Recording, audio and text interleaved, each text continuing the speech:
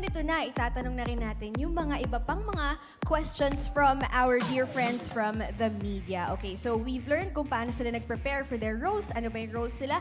Ngayon naman, medyo napahapyawan nyo na to kanina. What was your go-to workout when preparing for the role? This is coming from Joe M. Madrazo of Davao Digital Creators. At yung kanina nating question, that's from Alan Sancon of Stars Photog. Okay, so dito po tayo. Go-to workout. Wala nang ganun. Diretso na taping. Doon na yung workout sa cardio na. Actually. Cardio na rin eh. Pero yun siguro, mas more on cardio. Kasi takbo ka ng takbo eh sa eksena. So, Cardio. para sa akin, cardio. So, ewan ko sa kanila. Sa akin, basketball. Kasi it's physically demanding and yun nga, endurance. Kailangan mag-build ng endurance. Kasi sobrang hirap ng mga action scenes na ginagawa namin. Bilang bunso, kailangan talaga. Oh, yes. Who else would like to share yung mga go-to workout nila for this project? Yes, Yeah, I Kai? think along with the endurance training, because we also underwent a lot of endurance training with Sir Benj, Sir Patch, and Action 360. We also, I personally also did a lot of strength training kasi for a lot of the scenes that we shoot, normally naka-gear kami. So it really, naka-gear kami, hindi mabibigat yung mga barel. So I wanted to also put focus on that para for lengths of time we're able to hold up. So yun. That's true kasi mabigat talaga yung mga dinadala nyo, especially the military, right? Yes. Nakita rin namin sa trailer, ikaw din, Eruption, may binaril ka. Magaan yan. Isang kamay lang yun. Grabe yun. No, but it's true. Compound liftings, a lot of that will be perfect for the role. Galing, galing. Anyone else want to answer that one? Specific workouts? Aside from like martial arts and tactical training, which actually kailangan talaga namin yun for the characters. I think a lot of cardio, strength training, but during our off days, more than anything, we play basketball. Kasi it also builds camaraderie within the group, aside from the staff and the crew, lahat kami nagba-basketball. So it builds a different rapport for the whole group, aside from just individual conditioning. Miss Des, bakit hindi po natin i-livestream yun? Nagba-basketball po pala sila. Ang gagwapo naman ng mga nagba-basketball. Diba? Oo. Parang gusto ko panoorin yun. Mga footage yan, snippets lang. Oo. As a fan, Kita yan. gusto ko panoorin. Ay, meron po. Pag day off. Oo. So, hindi part ng work. Oo. Now, speaking of basketball, Daniel Padilla, naka 7 3-points yan sa Star Magic All-Star Games. So, nagba-basketball ka rin ba? What's your go-to workout, DJ? Yeah, I played a lot of golf para makatulong. Parang grabe yung build-up ko sa basketball Hindi. Oo, For my alam ng mental tao. focus. Hindi. Ganun din. Yan, Muay Thai and basketball. Yeah.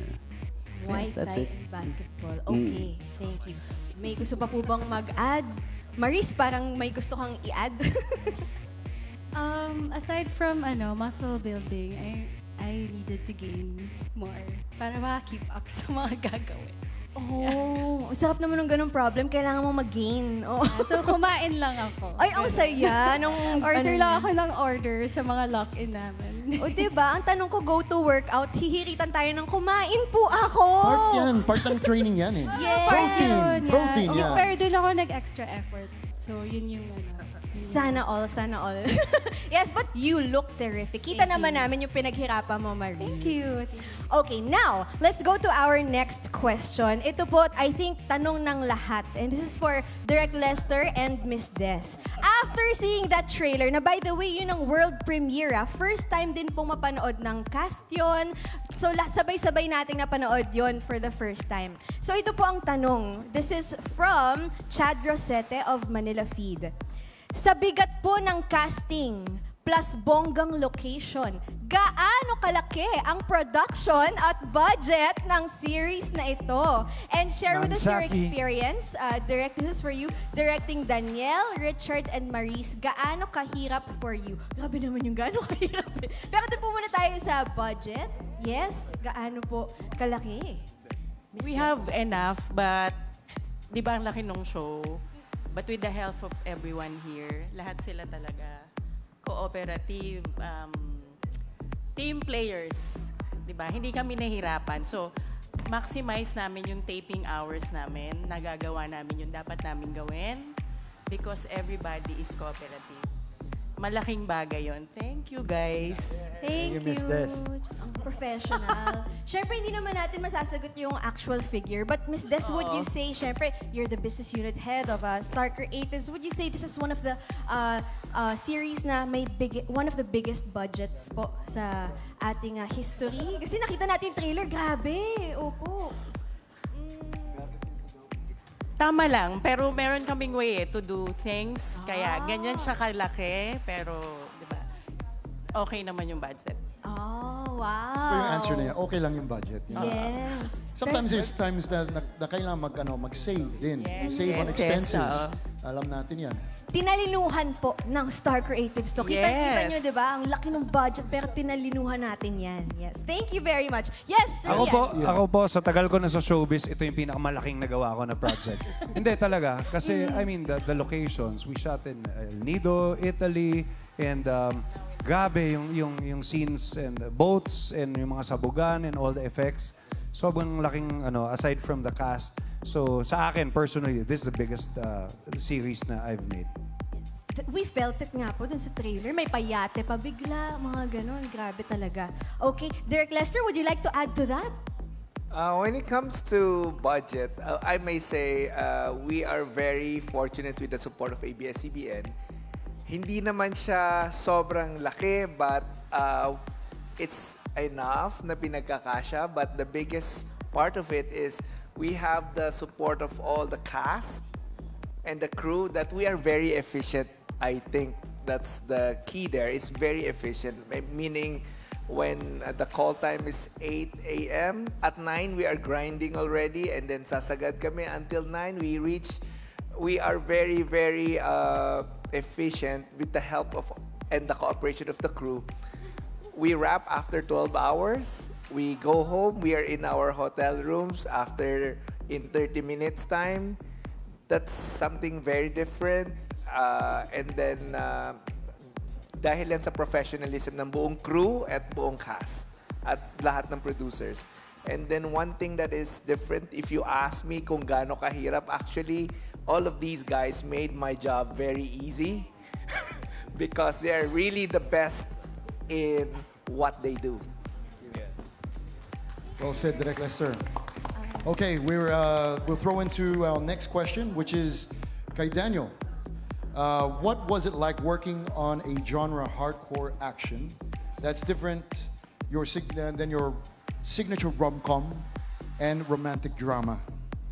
What was the most challenging and most rewarding part? And this is from Natalie Tomada ng Philippine Star.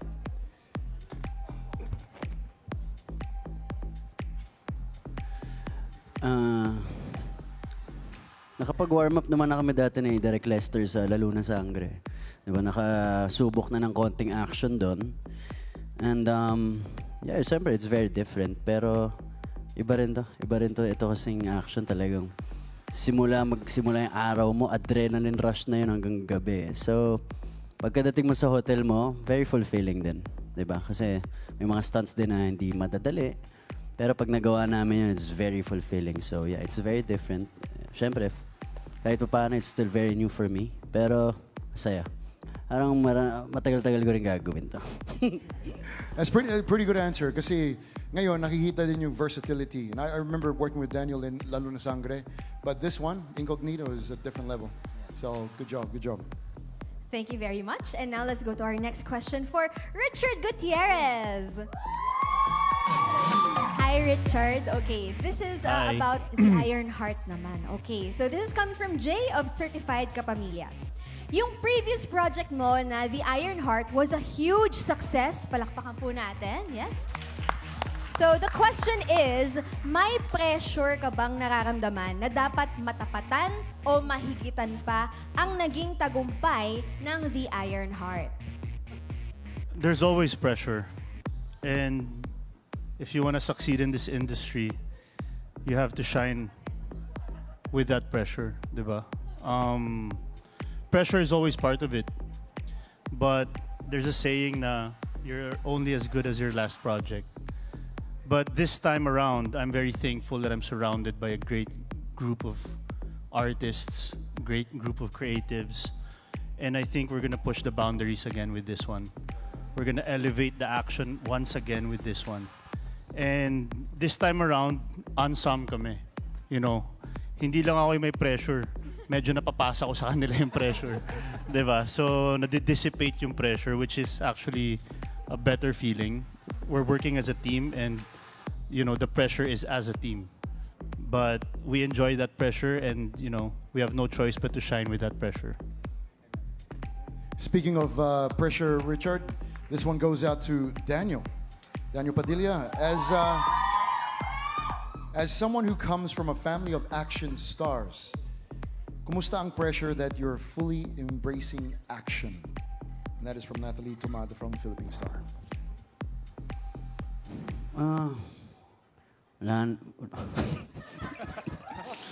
Hindi, ano lang, wala naman silang binibigay na pressure sa akin. So, wala rin naman akong nararamdaman na kaba o ano na kung ano dahil hindi ko alam eh. I'm just doing my best, you know. So kung anong kalabasan na, that's it, you know. Kung ano man, basta I'm doing my best and I'm proud sa mga nagagawa naming lahat. As a group, sa trailer pa lang, I'm excited. Parang excited na pakita rin sa airpot ko to. Parang punish siya sa akin dito.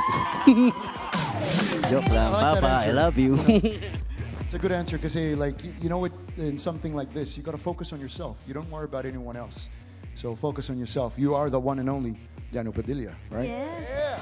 Tsaka, Yeah, tsaka iba-iba naman ang timpla namin, ano. I mean, magaling si Tito Robin, mahusay. Siyempre, di ba? Ang tatay ko nandun din, ang mga tito ko, pero iba-iba rin kami ng timpla. Tingnan natin kung ano naman ang may offer ko. No? So, yun lang. Awesome.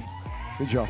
such a humble answer, di ba? Pero tsaka ang ganda, ang nakuha ko dun sa sagot niya, imbes na pressure, may pride. Yung proud siyang, excited siyang ipakita na sa tatay niya, pero imbes na napapressure siya, parang excited siya na ipakita. So that's always good news. At excited na rin tayong lahat mapanood. At sumisigaw sila, we love you, DJ. Yes, thank you very much sa lahat ng mga fans na nandito ngayon. At ngayon naman, pumunta naman tayo sa isang nabuong love team. Yes, Mula love rin team. sa isang Netflix na, napanood natin sa Netflix na series, ang Can't Buy Me Love. Yes. Kai, congrats din sa success as Bettina. But of course, ang love team na I'm referring to ay ang Snow Reen. Yes, Anthony Jennings and Maurice Racal, you are now together again sa isang project. So, can you tell us about your feelings nung natanggap niyo yung news na magiging part kayo together ulit sa isang project, you know, coming from the New success of feelings. Can't Buy Me Love? Well, nung una, parang binasa muna namin yung script. Tapos nung nakita ko na parang, okay, medyo may glimpse pa rin ng, ng pagka-snory. Hindi naman sobra, pero andun pa rin yung fun. So parang, sabi ko makaka-work ko ulit si Maurice. And alam ko naman na masarap katabaho si Maurice. Yung mga eksena namin talagang, pumapatong-patong kasi dami namin naiisip talaga na pwede kong bato tong lines na to, tapos sabayan mo ng ganito, yung mga ganon. So parang laging nagbibigayan kami palagi sa eksena. Happy ako maka-work ulit sa Maurice, of course. Ako, super happy ako na maka-work ulit si Anthony. Eh, nung nalaman namin na action yung gagawin namin, as in sobrang excited talaga kami. Well, ako, on my end, may pressure kasi hindi pa ako talaga nakasabak ng action talaga. Ever. Siguro yung action lang na nagawa ko na dapa, ganyan. Pero, galing niya. Galing niya. mga ganon. Pero dito talaga may intense training. And then, happy kami kasi yung mga scenes na nagawa namin so far, funny. Nakakatawa siya. Yan. Nakakaaliw ulit. Kami na naman magbibigay ng happiness. And yeah, excited na makasama ko ulit. Yeah. Nakita nga rin namin sa trailer, may konting kilig parts sa dun na Yes. biglang Sweet, magkalapit sweet. sila, may mga ganon. Parang, oo, may aabangan. Teaser lang yan. Teaser lang. Ano pa kaya yung mangyayari, di ba? But congratulations Thank you on po. this project. Yes, okay. Now, let's go to our last two questions. Opo.